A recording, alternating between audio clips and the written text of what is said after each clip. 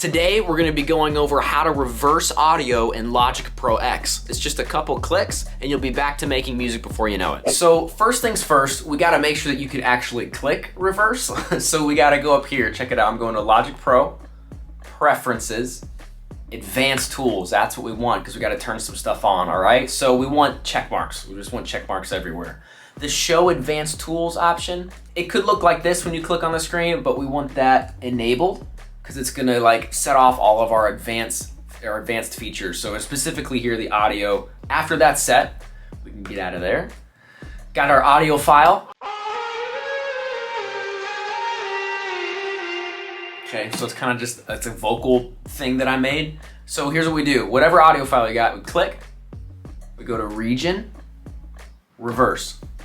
All right, and this menu, you know, it could look like this when you click it. But you just click more, reverse, and it's reversed.